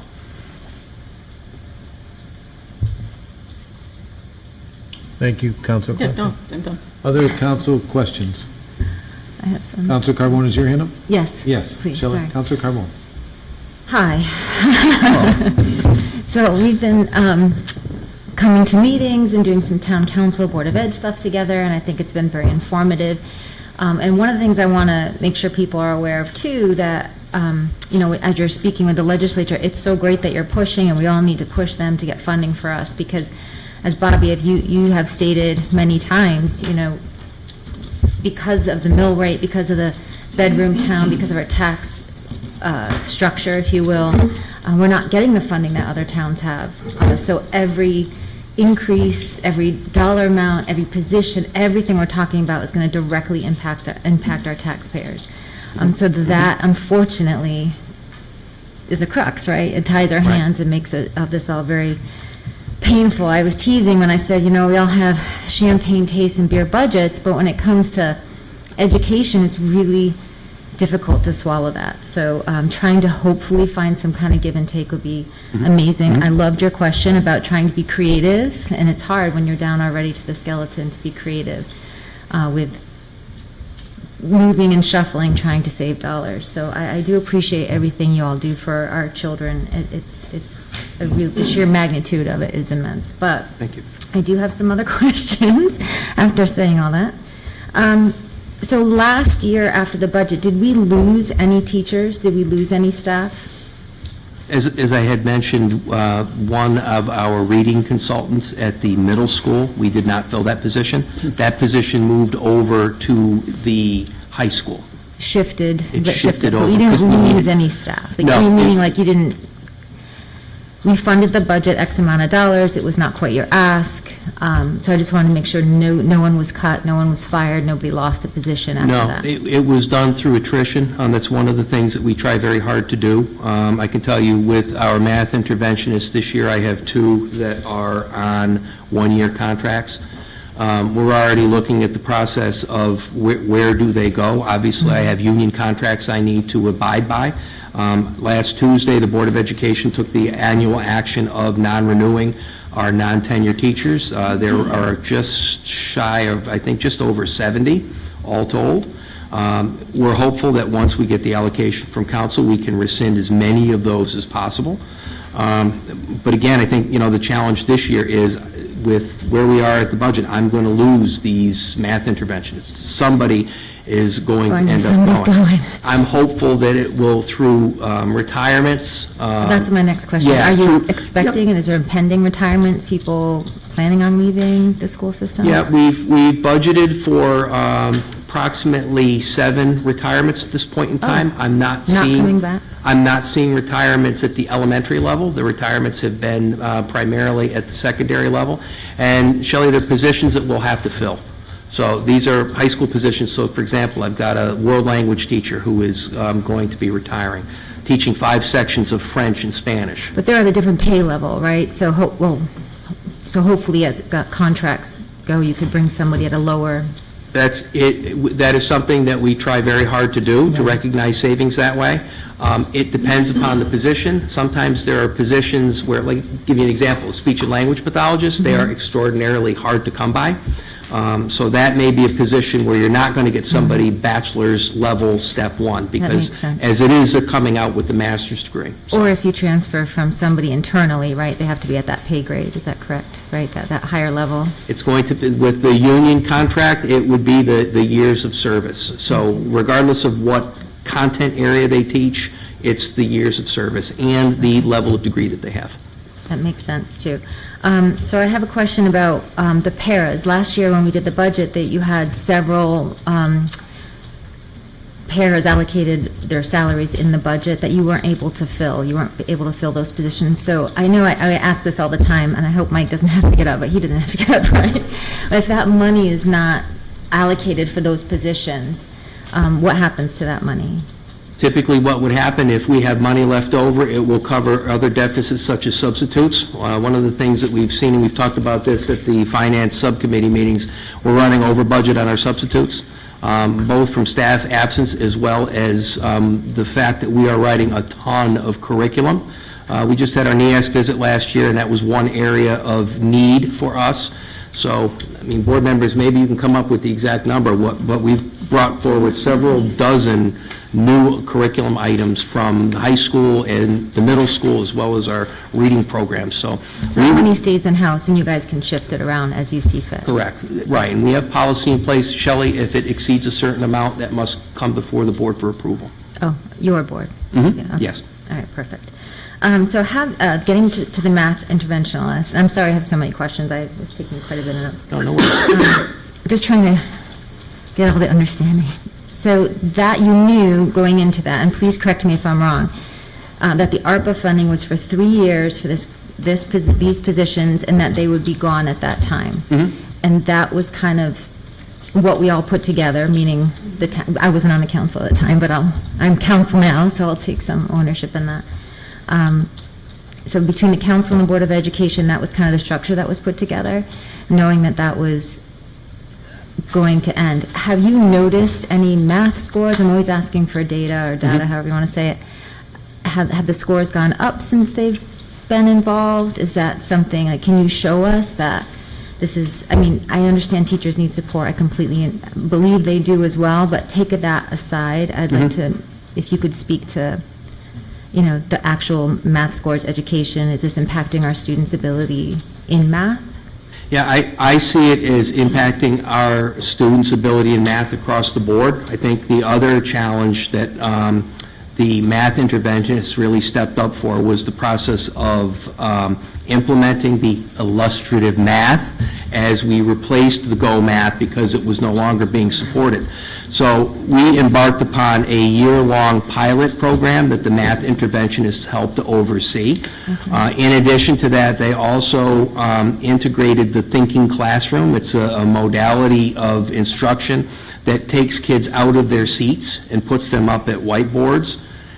They were instrumental in modeling this for teachers and supporting our kids. They were instrumental also in assisting on assessing students. If I'm a teacher and I've got 23 kids in my class and I have to assess all 23 to see how they're doing math-wise, having the math interventionists there to help take some of that load was critically important. And I think the other piece too, just from a perspective of being able to provide the professional development, I will tell you, I see most elementary teachers, and Bobby, correct me if I'm wrong, but I think most elementary teachers are most comfortable teaching reading. Teaching math is a little more of a challenge. So having our math interventionists in place to support that math instruction and quality math instruction has been absolutely instrumental. So in terms of seeing growth, what I have tended to see from looking at the scores this year, the percentage of students that are below basic is shrinking at this point in time. I think that the thinking classroom, where the conversation is much more rich, and again, it's not like it used to be where you get a worksheet and, you've got, multiplication tables you have to go through. They're given a problem, and they have to figure out collectively together how to solve that problem. And the teacher's not giving them the answer, they're just guiding them for them to come up with the answer. And it's not just coming up with the answer, but actually articulating how they got that answer and justifying their answer. And forgive me for maybe not, I don't want to sound ignorant when I ask you this, but is there any way somebody at a lower level cost, a salary could assist teachers in this? Because I know, paras help with kids, pulling them out of classes and giving individual instruction. Is that something that would help you guys as opposed, so if you lose, the 7 interventionists, is there another way that we can facilitate that with somebody who's a little less expensive? The challenge with that, Shelley, is you want somebody that has a level of experience. And somebody that's coming out of college that's a bachelor's degree, step 1, has had very little teaching experience and very little real-world experience in an instructional environment. To find them is exceedingly difficult, very much like I said with the speech pathologist, finding somebody there at that level, you won't find that. So, again, I would want to invest in people that have a level of experience and expertise to support our teachers, and again, provide that quality instruction to small groups. Yeah. Sure, of course.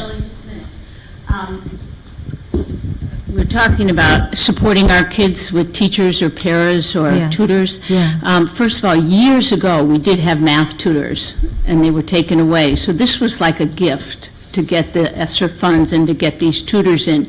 And again, they're going to be taken away. The number one ingredient for the success of a child in education is an adult. And when that adult is working with that child and not 25 others at the same time, there's an impact.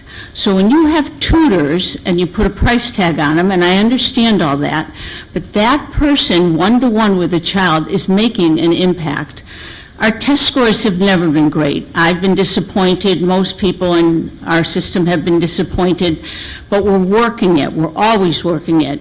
We're working it with curriculum, and we're trying to get it so that these young students especially have an adult who's working with them, because that makes the difference. And our classes are like 24 kids, 21 to 24 kids. So it's not that you get to work with these kids one-to-one very often, maybe small groups. So remember that the success of a child in education depends upon a relationship with a teacher-adult. Regardless of their years of experience? Just costs money. Okay. Or a parent. Yeah, a parent would be great. Okay, last question, and this is really just for me, and I was just curious, because I asked Physical Services about this.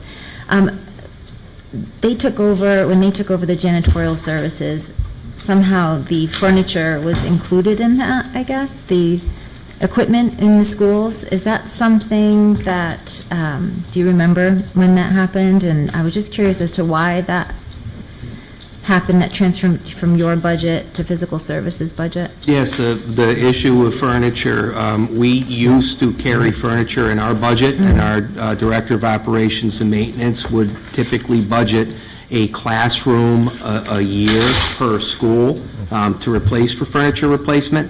There were years where that got cut with budget reductions, and then there were other years where we were able to facilitate that. I will tell you that our classroom furniture is getting old. I know that it went before capital improvement, and capital improvement said, nope, not in our budget, it needs to be in the operating budget. I remember Sally Katz coming forward with a request of about $200,000.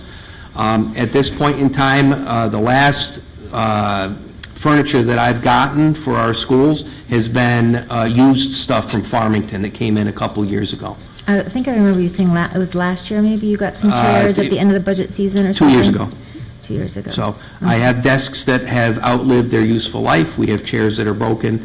And again, I try and be as creative as possible. I have a colleague I used to work with in Hartford who's retired and has a connection to Staples. So we're working right now to try and get at least some office and conference furniture through Staples out into our schools. I just met with the Transition Academy teacher. We've got our community-based program up on Silas-Teen Highway. And if I can get, free stuff from Staples and surplus stuff, I'm very proud to say that the seat I sit in my office was donated from Staples. There's nothing wrong with free things. Exactly. I'm just saying. Exactly correct. But and gently used is good. yeah, but Staples doesn't have the desks for kids and the chairs for kids. So we definitely need furniture. And again, we've got stuff that dates back to the early 70s. So some of this stuff is old. And even the furniture from Webb, that was redone in 2005, I think it was. And some of that furniture is now, you're getting close to 20 years old, so. And again, I don't mean to beat a dead horse, but the furniture you purchased, that was with funds that didn't, maybe salaries or something that didn't pan out, so you had a little extra money, and you purchased the chairs, and you didn't have to go through Physical Services or come through your board or anything, you just took upon yourself and did that, okay. That's exactly correct. And again, there were some years where budgets were more favorable, so we could go out. One of the things that we also did from a safety security standpoint was some of our blinds in our schools. We saw that where they become frayed, they would fall apart. So we'd also utilize that furniture line to replace blinds for safety and security. Okay, thank you, appreciate it. Counselor Carbone, all All set? set. Thank you for all your questions. You may win the award tonight for the most questions. I'm so sorry. No, that's not a negative. If I have That's not a questions, negative. everybody does. I didn't mean that as a negative. I appreciate you asking a lot of questions. So I didn't mean that as a negative. And I have a question or two, but I just want to make sure that, is there any other counselor Counselor Zambrano? Thank you. I have some questions, and I had to step out for a few, so if you answered this already, please just tell me, and I'll go watch the the recording. I wanted to ask, on the other purchase services page 7 here, relating to special education outplacement, I'm seeing line items for in-town special education transportation, out-of-town transportation. And then we've got district-placed public facility and district-placed private facility. Are those special education facilities that we're talking about? Yes, they are. Okay, and these are, to me, these look like these are high numbers. Yes, they are. That we're sending, how many kids are we outplacing, do you think? Do you have that number? Again, I don't know the exact number. I want to say we're probably in the range of 40. Okay. Yeah. Okay, and now I'm seeing, so in the last budget, between the last budget and this proposed budget, we're kind of swapping numbers in terms of in-town and out-of-town transportation. Is that a matter of we're sending students to different places, or has the expense changed in that transportation? Some years in town, we may need lift vehicles for certain schools, and some years we just don't need those, and we adjust our routes based on that, and then we can also consolidate as well. And when we're doing in-town transportation, are these students who are moving to different schools within the district, or do we have other facilities within town that they're going to? No, within our schools. They're going within our schools? Correct. Okay. So you said it's about 40 students, and that's for both in-town and No, out-of-town? just That's going out of district town? is the high 40s. for That's in the town. high 40s, okay. So, are there things that we're missing in our public school system that we could be doing to be outplacing fewer students? I'm sorry, what was your question? And this has been a priority, I know Michael will speak to it, of the school system. You ready for this one? It's been, but Outplace fewer special education students. this has been a priority to bring more back, Something but, I'm looking at doing now, Yeah. always. go ahead. Yeah, it's a great question. We have been really geared toward developing in-house special education programs to reduce the number of students we have going to out-of-district placements. So from a standpoint of our preschool program, we start providing special ed services when our kids come out of birth to 3, with a goal of keeping them in district. We have developed at the elementary level, we have the STRIVE program. It's a trauma-informed program for our students with behavioral concerns, housed over at Hanmer. We run the gamut from K through 6, so we have 2 self-contained classrooms. For our students with autism, we have what I think is a stellar ABA program, Applied Behavioral Analysis. We also call it LEAP. The acronym escapes me, but that is housed over at Webb. And as of last spring, I know we were at 46. I think we're down to about 44 students in that program. That's 44 students that I do not have getting on a bus, leaving Weathersfield, and going out to another school in some other part of the state. Now, with that being said, we have students that require services well beyond what we can provide. It may be a physical environment that they need. It may be additional supports that they need from a behavioral perspective. And in that case, we will go for an out-of-district placement. From a standpoint of our adult learners, by law, we have to provide special education services to students all the way up to age 22 if an individualized education plan requires it. When I came to Weathersfield in 2008 as Director of Special Services, our students aged 18 to 21 spent those 3 years at Weathersfield High School in the same ALS classroom that they were in for their 4 years of high school experience.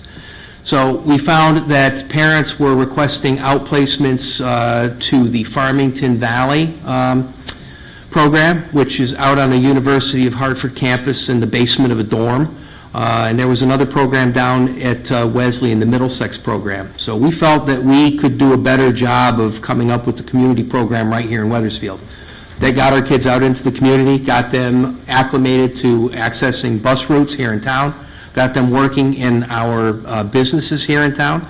And I am extraordinarily proud of the Transition Academy. It's housed over on the Silestine Highway. I have multiple students that are out in the community that are working in a variety of different experiences.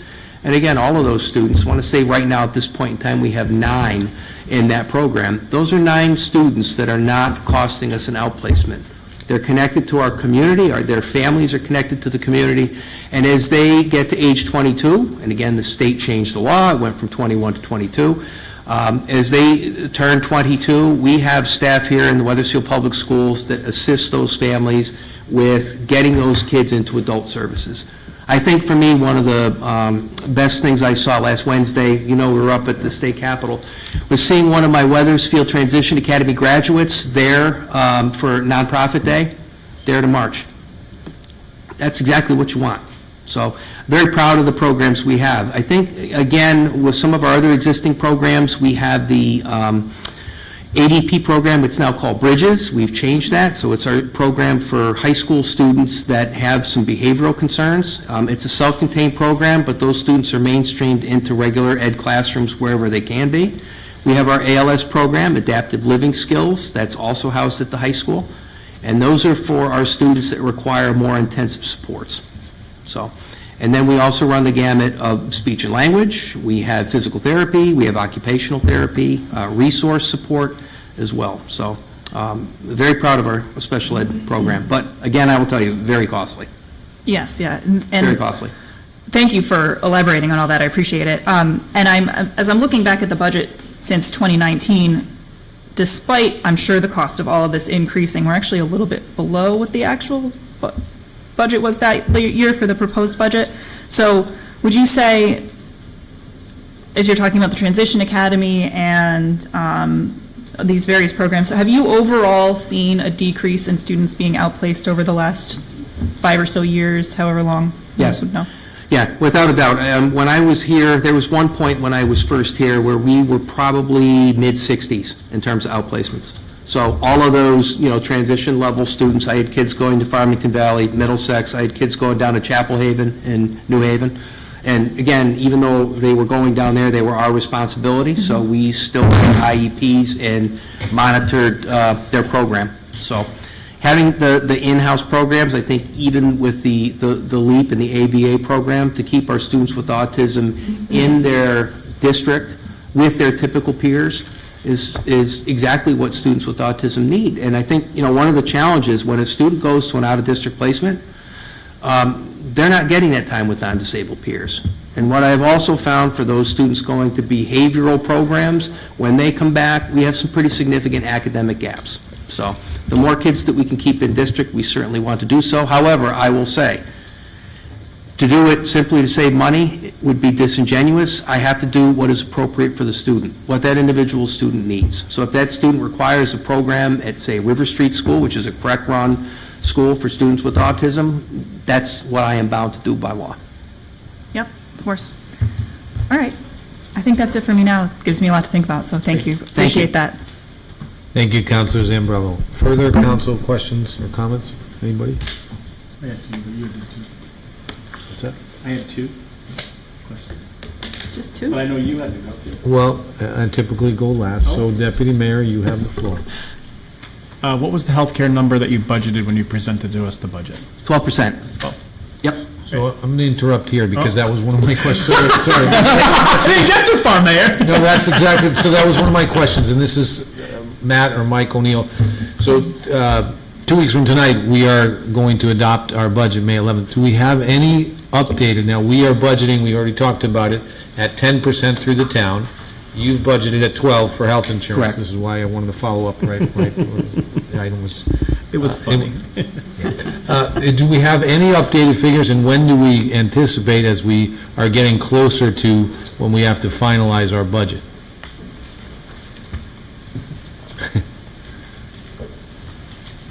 So the latest data that we have every year at this time is the consultant's report to the insurance committee for April.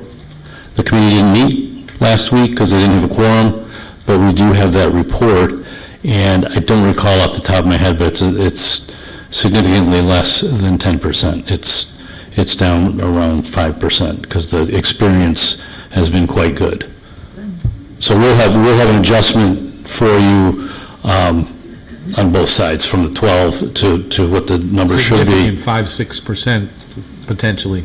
Yeah. Yeah, okay, good, it's good news. Thank you, Michael. Apologize, Deputy Mayor, but that was one of my questions, it was a direct follow-up, so. You could have gone first. Yeah, It no, was actually one of my questions too, just saying, but in all my Well, I notes, think we covered it. missed So the floor is back to you, Deputy Mayor Forrest. Thank you very much, Mayor Lesser.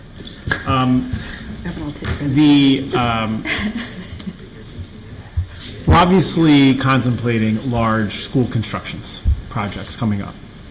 And there was a large conversation about outplacement. I think we talked about somewhere between the 40s and the 50s. In that construction proposal, contemplation, however you want to define that, are we contemplating providing spaces that we could lower that 40 to 50 outplacement number, because now we have the facilities that can accommodate those types of things? And, just because I was on the Board of Ed, we had a lot of these conversations, can we also turn that into a profit center? Not for the wrong reasons, but for the right reasons, where now we are taking in outplacements from other school systems that are paying us significant sums, as Councilor Zambrello has alluded to, because she's read the budget. Thoughts on that? The answer to that question is potentially yes. So I'll give you an example. With regard to the Transition Academy, that in the past has been tuition bearing for us. Right. We have taken in kids from other districts. The challenge that we're facing with Transition Academies is that everybody is now building their own. They realize, hey, wait a minute, we can build our own. So the number of students I have that would look for tuition for that type of program has dropped. So for example, Rocky Hill started their own program. South Windsor has a program, Newington has a program. I know because all of these programs get together, they collaborate. So that'd be more of a challenge. I could definitely see other programs, if we had ample space, we could certainly bring in tuition-bearing students from other districts. That potential absolutely exists. I would caution, though, with regard to when we talk about building and we look at space standards, the state is pretty particular about special education programming and special education space, so we're kind of limited with regard to our space standards in terms of what the state will reimburse. I, for one, and I know you and I have talked about this many years ago, expanding preschool to a full, and having a preschool center located in one of our buildings, expanding it like at Webb per se, to be able to do a full day, extended day preschool, where again, potentially tuition bearing, absolutely. There's potential there, yes. And then how about for right now, we just talked about 40 to 50 kids that we don't have. We have a lot of these programs. We have the Transition Academy and these other things, but yet we're still in that position. Is Newington and Rocky Hill, although they may have a Transition Academy, they must be in a similar position of having outplaced, whether it's 10 or 20 or 30 children as well? They do as well, yes, sir. So that, they have to go somewhere. So can we build a space where now we are able to take in all of those types of children with those types of educational needs? The potential exists where we could do that. But I would caution, let's remember, special education costs are expensive. That's number one, and we're going to have to provide a lot of supports. So it's another thing to keep in mind here. So again, I may bring in tuitions, but I'm still going to have to make sure that I have ample paraprofessional support. I'd certainly need to have an administrator that focused on that program alone. I would need to have special education staff that are specifically trained. I'd need to have an environment that is such that would be conducive to students with special needs being there. I would need also to make sure that I had transportation set up with other districts. There's a lot to it. Yeah, but it would be tuition-based. There would be a whole revenue stream that comes It is along. absolutely a potential. Yep. Sure. As you're talking about that, I'm also on the CREC Council. That's exactly what CREC does, though. They have the schools, and they've set it up, and they have all the personnel, which is incredibly expensive. We just talked about speech and language. Those people are so hard to find today, and they're very expensive when you find them. And this is what CREC is doing. So we're actually would be competing with the number one group in this Hartford area. I don't know if that would really work. Okay. And then next, just as we open this dialogue, the council is looking significantly at the High Crest area, whether you call it Keisha or High Crest, all that land is now owned by the town of Weathersfield. And as you guys walk down your path about how you want to move the schools forward, it is helpful if you could really help start to identify the requirements for that particular area and that particular land as we continue to develop around that particular land. So, it's an opportunity with the Board of Ed chair and Board of Ed members here and the council here, and we are walking down the path in order to improve Weathersfield in that area. But a big question mark is what are the needs of the educational system in that area as well. And the sooner you can get that to our commission, to the council, to the town manager, would be very helpful in us to be able to plan around that. So that would be helpful. Okay. Thank you, Mayor. Thank you, Mr. Mayor. Thank you, Mr. Deputy Mayor. Any further questions or comments? I have one, and it's actually going to be directed at fellow councilors, Zambrello and Timbrow, as a follow-up, I don't know if you were here yet, to the question about state funding for education. I know you guys wrap up next week, May 8th. Do you have any updates that you've heard on educational funding back to the towns and ECS? Have either of you heard of anything that can help us as we get to our final numbers? I don't know if you guys are, yeah, Councilor Zambrello. Sure. Nobody has the answer. I get it if you don't, but anything you can help. I don't want to commit to anything at this point. I will say that, fingers crossed, we're hoping to do the state budget on Friday. So that will give us a little bit of time to examine how these numbers come out before we have to finally vote on ours. So hoping that stays on track. My understanding for ECS is that it's going to be based on whatever the final numbers are for the actual student population. So it's not really, last year's budget is an estimate for this coming fiscal year, so it's ultimately based on the final calculation. That's based on March 1st numbers, so we know approximately what that's going to be. The magnet school tuition cap, if the budget isn't opened, should remain in place. So that should give us some funding back. Again, caveat, assuming everything stays in the direction that it's moving in at this point.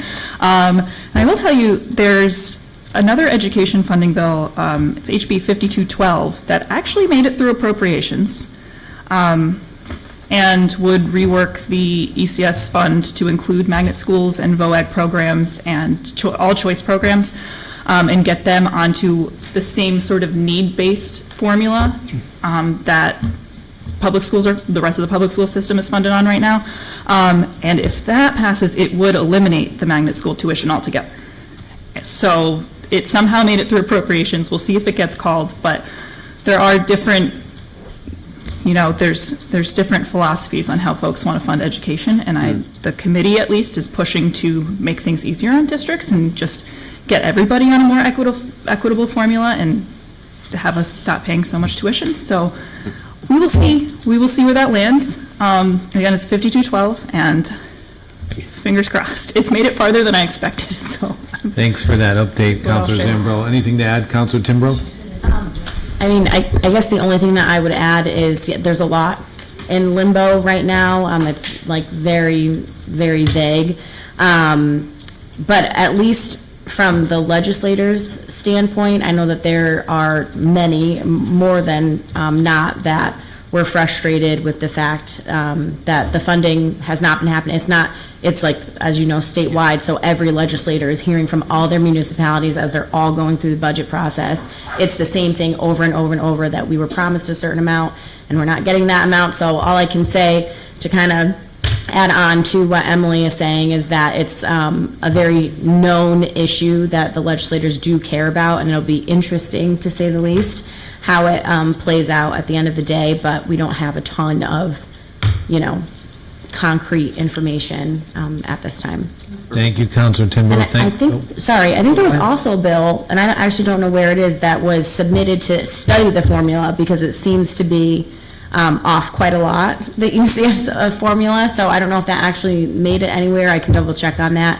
but it was to study how they actually come up with the formula and its efficacy and things like that. So that would be interesting. Thank you, Yeah, Counselor I'm Timbrow. not familiar with that one. Well, I'll find it. Okay.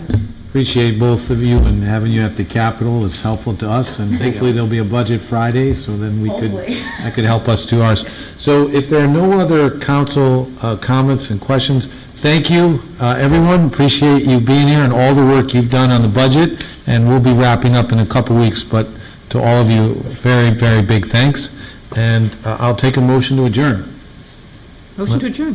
Second? Second. Second, all in favor? Aye. Opposed? We're adjourned.